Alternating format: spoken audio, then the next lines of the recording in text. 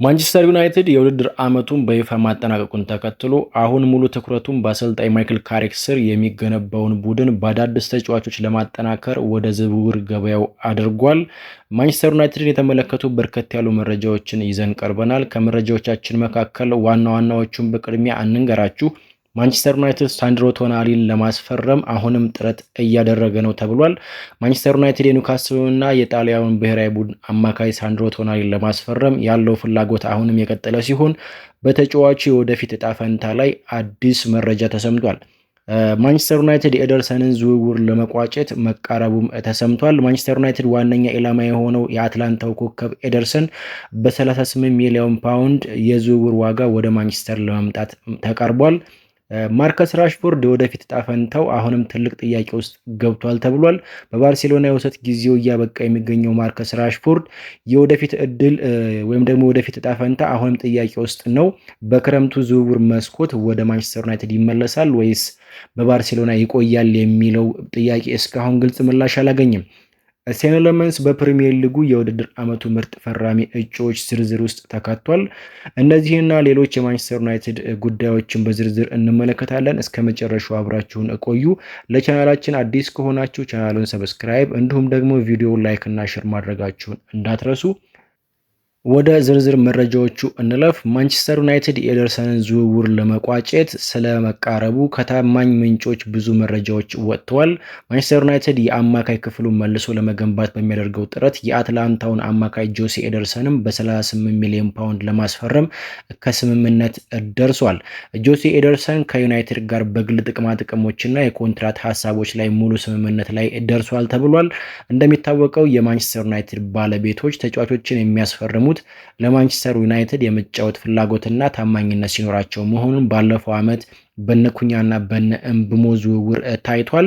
ፋብሪዚዮ ሮማኖ እንደገለጸው ጆሲ ኤደርሰን ሌሎች ክለቦች ጥያቄ ቢያቀርቡለትም እሱ ግን ለማንቸስተር ዩናይትድ ቅድሚያ በመስጠት ወደ ኦልትራፎርድ ለመምጣት በግልጽ ፍላጎቱን አሳይቷል።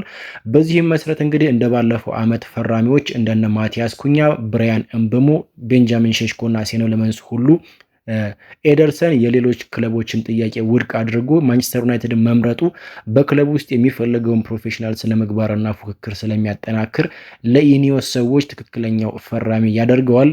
የዝውውር መስኮቱ ሰኔ 15 ሲከፈት የኤደርሰን ዝውውር ሙሉ ለሙሉ ይጠናቃል ተብሎ ይጠበቃል። ወደ ሁለተኛው መረጃችን እንለፍ። ማንቸስተር ዩናይትድ የኒውካስሉን አማካይ ሳንድሮ ቶናሊን ለማስፈረም እያደረገ ስላለው ጥረት አዲስ የወጡ መረጃዎች አሉ።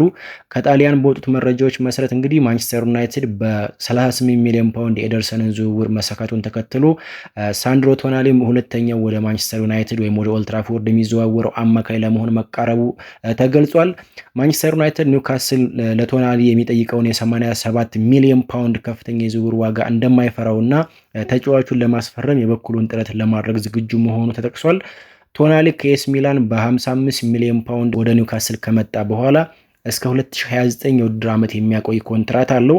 ነገር ግን የተጫዋቹ ወኪል በ2026 መጀመሪያ አካባቢ በአርሰናል በኩል ፍላጎት መኖሩን ተከትሎ ተጫዋቹ ኒውካስል ሊለቅ እንደሚችል ፍንጭ ሰጥቶ ነበር። አሁንም ቢሆን ከማንቸስተር ዩናይትድ በተጨማሪ አርሰናልና ማንቸስተር ሲቲ የቶናሊ ፈላጊ መሆናቸው ተጠቁሟል። አሰልጣኝ ማይክል ካሪክ የአማካይ ክፍሉ ሙሉ በሙሉ ለማጠናከር ባለው እቅድ መሰረት ከኤደርሰን በመቀጠል ቶናሊን ለማስፈረም ቆርጦ መነሳቱን የማንቸስተር ዩናይትድ ሰዎች ከቶናሊ ተወካዮች ጋር ለመነጋገር ጣሊያን መከተማቸውም ተነግሯል። ወደ ሶስተኛው መረጃችን አልፈናል። ማንቸስተር ዩናይትድ በአዳም ዋርተን ዝውውር ላይ ያለውን አቋም አሳውቋል ተብሏል። ዘቴሌግራፍ እንደዘገበው ከሆነ አዳም ዋርተን ዩናይትድ ለማስፈረም ከሚፈልጋቸው እጩ ተጫዋቾች ዝርዝር ውስጥ ቢካተትም የጨዋታ ስልቱ ከኮቢ ሜኑ ጋር ተመሳሳይ ነው ብሎ ያምናል። ዋርተን ወደፊት የሚያሻግራቸው ወይም ደግሞ በፕሮግሬሲቭ ፓሶች በማንቸስተር ዩናይትድ ዘንድ አድናቆት ቢያገኝም በአሰልጣኝ ማይክል ካሪክ የ4-2-3-1 የጨዋታ ታክቲክ ከኮቢ ሜኑ ጋር አብሮ ለመጫወት ትክክለኛው አጣማሪ ይሆናል ተብሎ አይታሰብም። በዚህም ምክንያት እንግዲህ ማንቸስተር ዩናይትድ አዳም ዋርተንን ከማስፈረም ሊቆጠብ እንደሚችል የቴሌግራፉ ጋዜጠኛ ኪራን ኪንግ ገልጿል። አራተኛው መረጃችን የዶርጉና የኩኛን ጉዳይ እየተመለከተ ይሆናል። እንግዲህ ማንቸስተር ዩናይትድ የግራ ክንፍ አጥቂ ወይም ደግሞ ሌፍት ዊንገር ለማስፈረም አቅዶ የነበረ ቢሆንም ማቲያስ ኩኛና ፓትሪክ ዶርጉ በቦታው ባሳዩት ፐርፎርማንስ ምክንያት አዲስ አጥቂ የመግዛት እቅዱን ሰርዟል መባሉ ተሰምቷል። ማንቸስተር ዩናይትድ ዶርጉን ከግራ ተመላላሽነት ወደ ሌፍት ዊንገርነት በቋሚነት ለመቀየር ያሰበ ሲሆን የግራ መስመር አጥቂ ለማስፈረም የያዘውን እቅድ በመተው የግራ ክንፍ ተመላላሽ ለማስፈረም አማራጮችን መመልከት መጀመሩ እየተነገረ ይገኛል። በዚህም መሰረት እንግዲህ የኒውካስሉን የግራ ክንፍ ተመላላሽ ሊዩስ ሃለን እና የአርሰናሉን ማይልስ ሉዊስ ስኬሊን ለማስፈረም ክትትል እያደረገ ነው ተብሏል።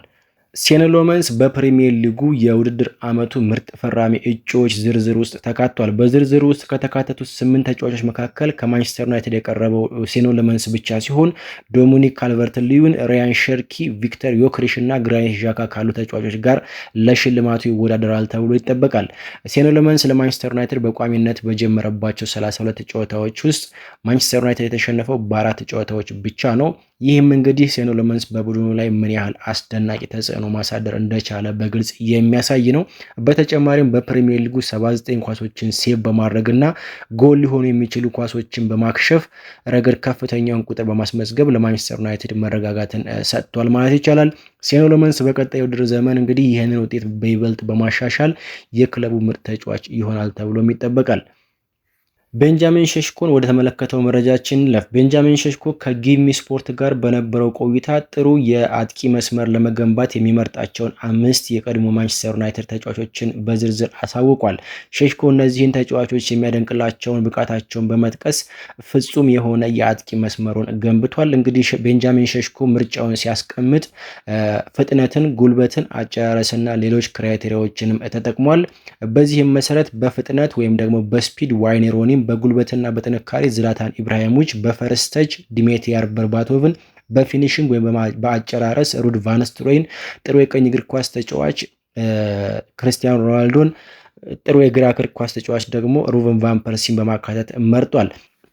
ቤንጃሚን ሸሽኮ ይህንን ፍጹም አጥቂ መስመር ከገነባ በኋላ የትኛው የደስታ አገላለጽ እንደሚመርጥ ሲጠየቅ የሮናልዶን ዝነኛ ሴሌብሬሽን ከመምረጥ ይልቅ በሚኬል ጆርዳን ስታይል የሚዘለውን የራሱን ኤር ሸሽኮ የተሰኘውን የደስታ አገላለጽ መርጧል።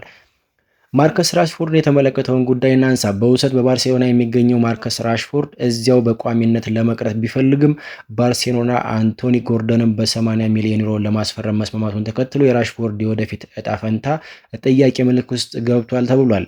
ሁለቱ ተጫዋቾች የሚጫወቱበት በግራ ክንፍ ቦታ ላይ በመሆኑ ራሽፎርድ በባርሴሎና የመቆየት እድሉ አጠራጣሪ እንዲሆን አድርጎታል። ባርሴሎና ራሽፎርድን በ26 ሚሊዮን ፓውንድ በቋሚነት የመግዛት መብት ቢኖረውም ይህ እድል በሰኔ ወር አጋማሽ ያልቃል ተብሏል። ባርሴሎና ተጫዋቹን በድጋሚ በውሰት መውሰድ ይፈልጋል። ነገር ግን ማንቸስተር ዩናይትድ ይሄንን ጥያቄ ሙሉ በሙሉ ውድቅ ማድረጉም ተዘግቧል። ዚ አትሌቲክ እንደዘገበው ከሆነ ከማርከስ ራሽፎርድ ጋር ቅርበት ያላቸው አካላት ባርሴሎና እስካሁን ዝውውሩን በተመለከተ ምንም የወሰነው ጉዳይ እንደሌለ ገልጸዋል። ባርሴሎና ራሽፎርድን የማያስፈርመው ከሆነ ወደ ባየር ሙኒክ፣ ወደ አስቶን ቪላ ወይም ደግሞ ወደ አርሰናልና ወደ ቶትንሃም ሊገባ እንደሚችል መረጃዎች ይጠቁማሉ። ማርከስ ራሽፎርድ በሳምንት የሚከፈለው የ350 ሚሊዮን ፓውንድ ደሞዝ ለየትኛውም ትልቅ ክለብ አስቸጋሪ በመሆኑ እሱን ለማስፈረም ትልቁ ፈተና ሆኖ ቀርቧል። አሰልጣኝ ማይክል ካሪክ ራሽፎርድን ወደ ማንቸስተር ዩናይትድ እንዲመለስ ይፈልጋል የሚል ዜና ቢሰማም ወደ ኦልድ ትራፎርድ የመመለስ እድሉ ግን እጅግ በጣም ጠባብ ነው። በመጨረሻም የማንቸስተር ዩናይትድን የዝውውር በጀት ምን ያህል ነው የሚለውን እንመልከት። የፋይናንስ ባለሙያው አዳም ዊሊያምስ ይፋ እንዳደረገው ከሆነ ማንቸስተር ዩናይትድ ካለፈው ዓመት የተረፈ የ243 ሚሊዮን ፓውንድ የዝውውር ዕዳ ክፍያ አለበት። ይህ ማለት ግን ማንቸስተር ዩናይትድ አዳዲስ ተጫዋቾችን ማዘዋወር አይችልም ማለት አይደለም። ምክንያቱም ማንቸስተር ዩናይትድ በሻምፒዮንስ ሊግ በመሳተፉ የሚያገኘው ከፍተኛ ገቢና እንደ ካዘሚሮ ያሉ ከፍተኛ ደሞዝ ተከፋይ ተጫዋቾች መልቀቃቸው የደሞዝ ጫናውን ወይም ደግሞ ዌጅ ቢል ይቀንሰዋል። በዚህም መሰረት ባለሙያዎች እንደሚገምቱት ከሆነ ማንቸስተር ዩናይትድ በዚህ የዝውውር መስኮት እስከ 150 ሚሊዮን ፓውንድ የተጣራ ወጪ ማውጣት እንደሚችል ይጠበቃል። ምናልባት የኡጋርቴና የራሽፎርድ እንዲሁም ደግሞ የሌሎች ተጫዋቾች ሽያጭ ቀድሞ የሚጠናቀቅ ከሆነ ማንቸስተር ዩናይትድ የዝውውር በጀቱ ከዚህም ከፍ እንደሚል ይጠበቃል። ለዛሬ ያዘጋጀናቸው ማንቸስተር ዩናይትድ የተመለከቱ መረጃዎች ይህንን ይመስላሉ። ቪዲዮ ላይክ ማድረግ እንዳትረሱ፣ እንዲሁም ቻናላችን ሰብስክራይብ በማድረግ ቤተሰብ ሁኑ። በሌላ ቪዲዮ እስከምንገናኝ ድረስ ሰላም ቆዩ።